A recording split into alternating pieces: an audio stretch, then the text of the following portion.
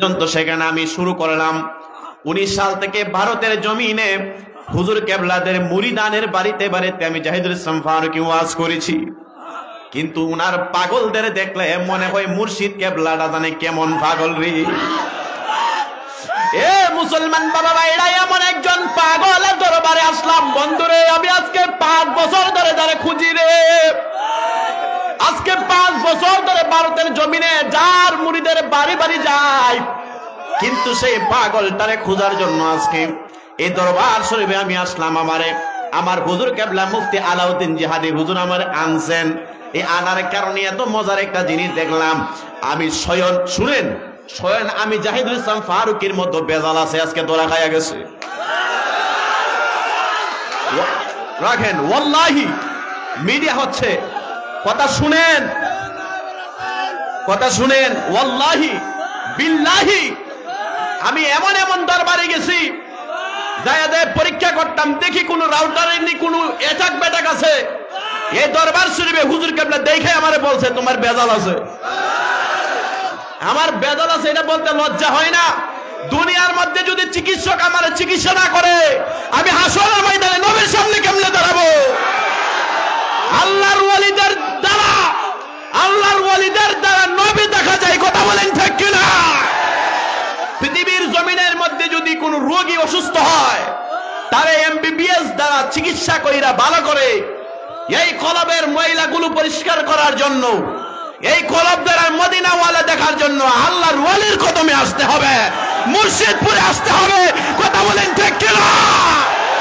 আল্লাহর ওয়ালিদের সামনে কেউ বেয়াদবি করবে, আমার আল্লাহ ডাক দিয়ে বলে মানা আদালি ওয়ালিয়ান ফাকাদ আযানতুহু বিল হারব। আমার আল্লাহ ডাক দিয়ে বলেন আমার ওয়ালির সামনে বেয়াদবি করবা, মুর্শিদপুরের সামনে বেয়াদবি করবা, আমি আল্লাহ যুদ্ধের ডিক্লার দিয়ে দিলাম। ওয়ালির সামনে বেয়াদবি করার আগে 101 বার যাচাই বাছাই করতে হবে, কথা বলেন ঠিক কিনা? এ মুসলমান বাবা ভাইরা, গভীর মনোযোগ, সময় পাইবই কি শেষ সময় হয়ে গেল। আমার আল্লাহ পাক রব্বুল আলামিন কোরআনে ডাক দিয়ে বলেন বিসমিল্লাহির রহমানির রহিম। আলা ইন্না আউলিয়া আল্লাহি লা খাউফুন আলাইহিম ওয়ালা হুম ইয়াহজানুন।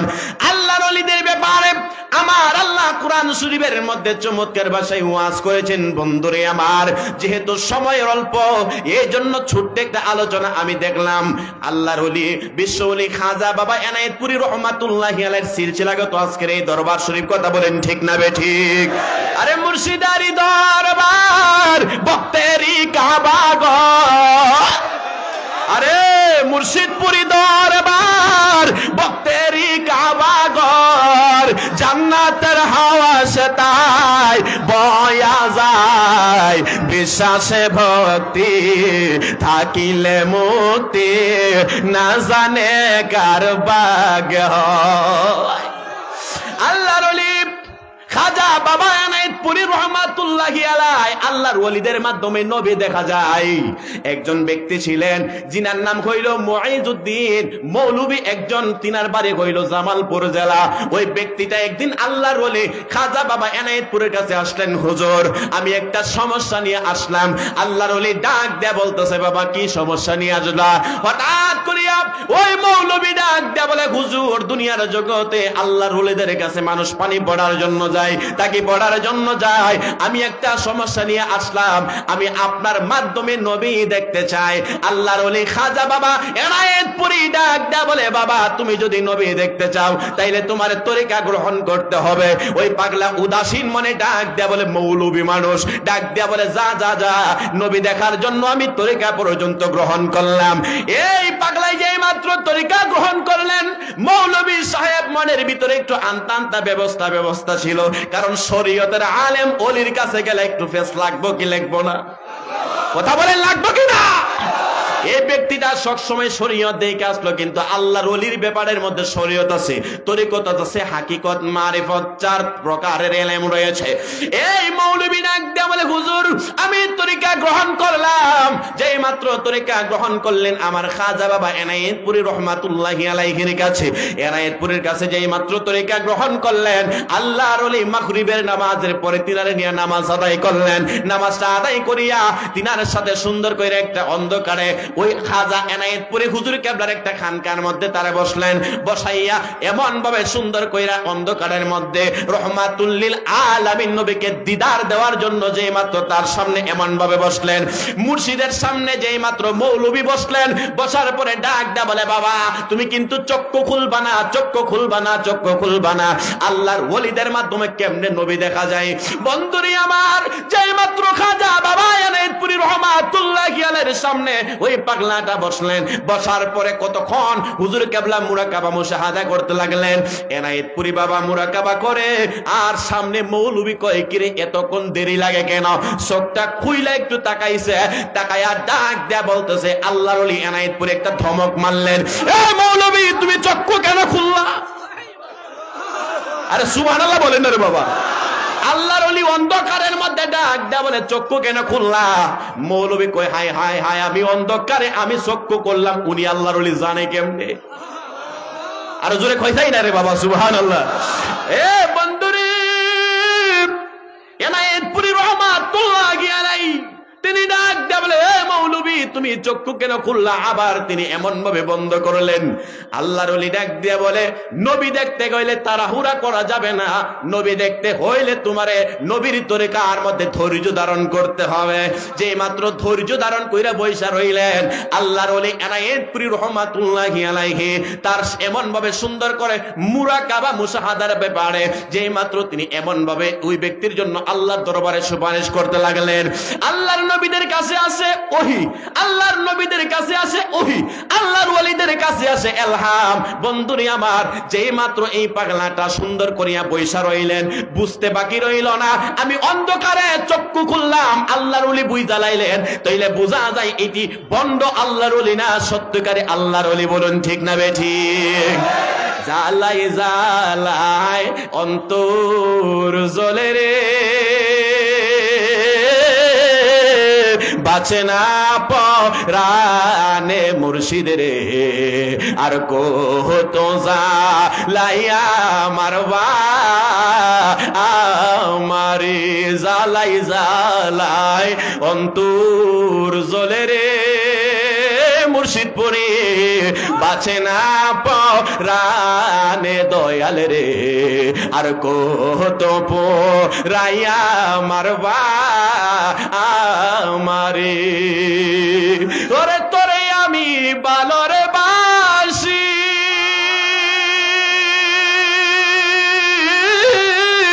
আরে মন্দ বলে পারা পরশি, আরে মুর্শিদপুরি তোরে আমি ভালোরে বাসি, মন্দ বলে পারা পরশি, আরে বলক বলক যার যার খুশি দয়াল, আমি তোরে ছাড়ব না। কথা বলেন ঠিক না বেঠিক? এ বন্ধুরে আমার, সময় অল্প। আল্লাহর ওলি এনায়েতপুরী ডাক দেয়া বলে, বাবা তুমি কিছু দেখতে পাও? এই পাগলা তার মনের ভিতরে মনটা পরিবর্তন হইতে দেরি হয় না। আল্লাহর ওলির নজর যেই মাত্র পাগলার অন্তরের মধ্যে পড়ছে, এই পাগলাটার সাথে সাথে তার চেঞ্জ চলে আসলো, তার ভিতরে আল্লাহ তাআলার নবীর প্রেম ভালোবাসা যেই মাত্র সৃষ্টি হয়ে গেল। এই পাগলা কতক্ষণ পর্যন্ত দেখতে পাইলেন, কি যেন একটা দেখা যায়, বেলাইতি চক্ষু দিয়া নবী দেখতে চায়। হায় হায় হায়, আজকের এই মুর্শিদপুর দরবারে আপনারা কত হাজার মানুষ, লাখো মানুষ হয়ে যাবে। এত মানুষ আসলেন, কারো কি এমন চিন্তা আসেনি আমার মুর্শিদ কেবলার উসিলায় আমি নবী দেখতে চাই? আল্লাহ তাআলা ইচ্ছা করলে ওলির মাধ্যমে দেখাইতে পারে কি পারে না? এ মুসলমান বাবা ভাইয়েরা, আল্লাহর ওলি খাজা এনায়েতপুরী রহমাতুল্লাহি আলাইহি এই পাগলারে কতক্ষণ পর্যন্ত দেখলেন তার ধৈর্যের পরীক্ষা।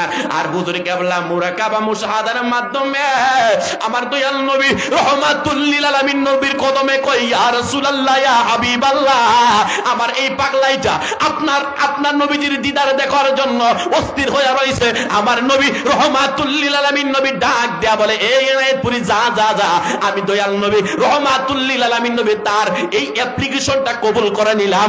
আমি দয়াল নবী তার এই পাগলাকে দিদার দেওয়ার জন্য প্রস্তুত হয়ে গেলাম। আল্লাহর ওলি এনায়েতপুরী রহমাতুল্লাহি আলাইহি যেই মাত্র সুন্দর করে এমন ভাবে আমার নবীর কাছে এমন ভাবে অনুমতি নিলেন, নেওয়ার পরে কতক্ষণের মধ্যে তাকায়া দেখা যায় এই পাগলাটা একটা মরুভূমি দেখতেছেন। ওই খানের মধ্যে আমার নবী রহমাতুল লিল আলামিন নবীজি একটা সুন্দর করে একটা জায়গার মধ্যে তিনি বসা ছিলেন। ওই খানের মধ্যে ওই পালকির মধ্যে আমার নবী বসা ছিলেন। দৌড়াইয়া এই পাগলা মৌলবী গেছে, যাইয়া তাকায়া দেখতে পাইলেন ওই মৌলবীর কাছাকাছি যাইয়া দেখে মুর্শিদ কেবলার সামনে দাঁড়া।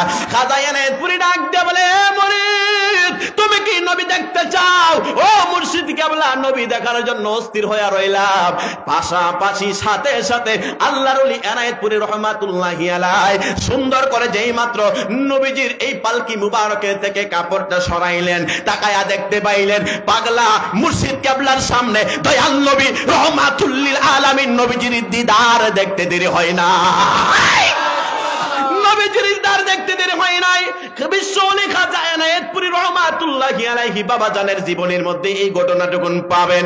বন্ধুরি আমার, যেই মাত্র রহমাতুল লিল আলামিন নবীজির দিদার দেখতে পাইলেন, দেখা তার মনটা আর স্থির রইল না।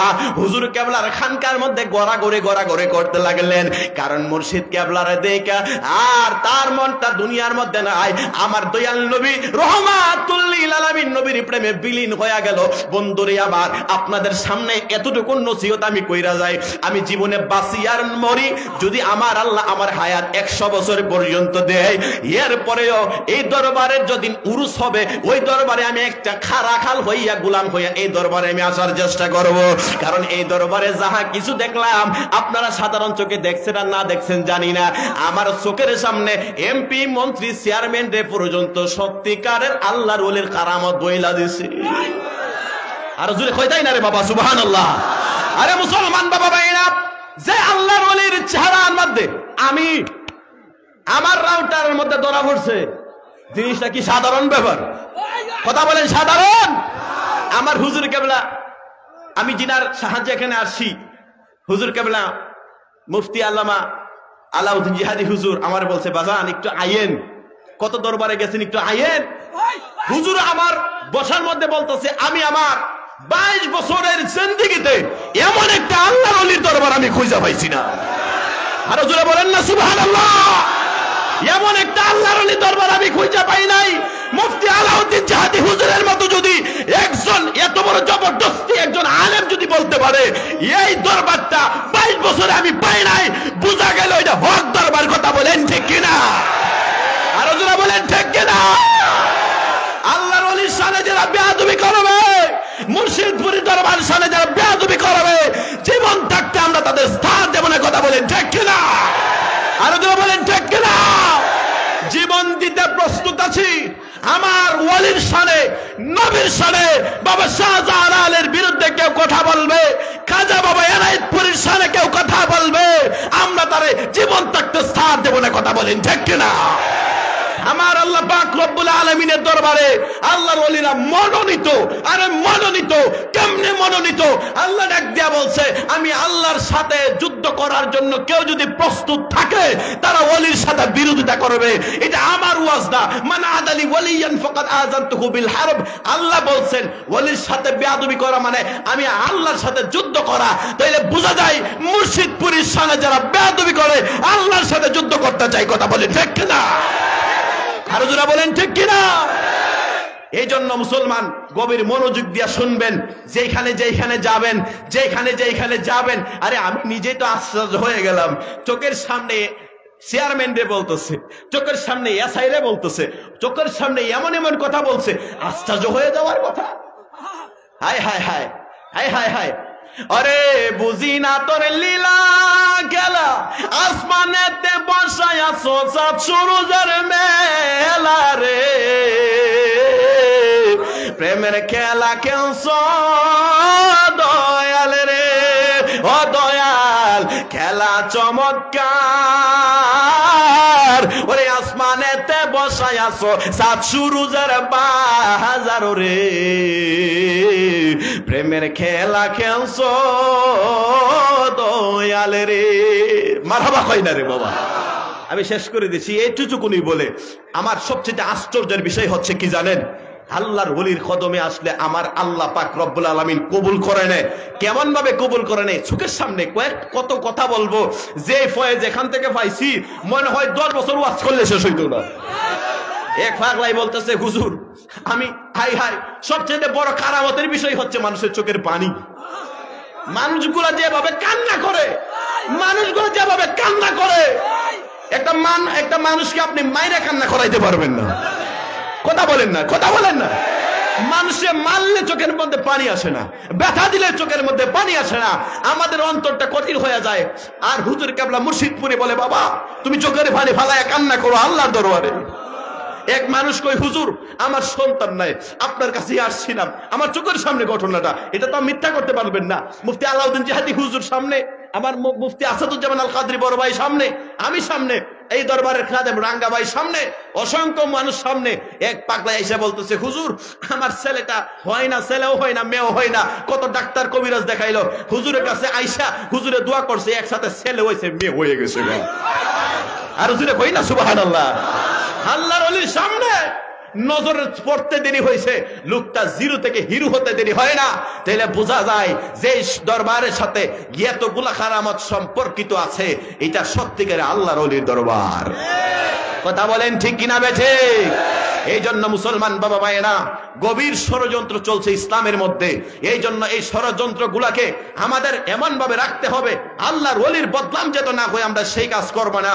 তবে মুসলমান আমার সবচেয়ে বড় খারামতের বিষয়টা হচ্ছে কি জানেন, যে দরবারের প্রচারণা করেছি ভারতের জমিনে, এই দরবারে আজকে স্বচক্ষে দেখতে পারছি, এর চাইতে বড় প্রশংসার বিষয় আমার আর হতে পারে না। মুসলমান সর্বশেষ একটা কথা বলবো, আমি জাহিদুল ইসলাম ফারুকীর জন্য দোয়া করবেন, আল্লাহ তাআলা যদি আমাকে বাঁচায় রাখেন, যতদিন বাঁচবো আল্লাহ পাক রব্বুল আলামিন যেন এই দরবারে অন্তত পক্ষে এই উরুসের দিনটা যেন আসতে পারি। সকলে জুড়ে বলো না আমিন, আর একটু জুড়ে বলো না আমিন। মুসলমান এই জন্য আপনাদের কাছে আমি দোয়া চাই, আর যে মানুষগুলা চোখের পানি ফালায় এই মানুষগুলার দোয়া আল্লাহর দরবারে বৃথা যায় না। আজকে যদি আমার আলাউদ্দিন জিহাদি হুজুর না আনতেন, আমি এই দরবার সম্পর্কে জানতামই না। এই জন্য আপনাদের কাছে দোয়া চাই, আমি জাহিদুল ইসলাম ফারুকীর জন্য দোয়া করবেন, আল্লাহ পাক রব্বুল আলামিন যেন ওলি আউলিয়াদের সোহবতে মতে থাকতে পারি, গোলামি করতে পারি। আপনারা ইউটিউবে হাফেজ জাহিদুল ইসলাম ফারুকী লিখলে ভারত বাংলাদেশের অনেক ওয়াজ পাবেন। এই বলে আমি এই দরবারের সকলের কাছে দোয়া চেয়ে, আমার হুজুর কেবলা মুর্শিদপুরি হুজুরের কাছে আমি নেক নজর চেয়ে সকলের কাছে দোয়া চেয়ে বিদায় নিচ্ছি। আসসালামু আলাইকুম ওয়া রাহমাতুল্লাহি ওয়া বারাকাতুহু।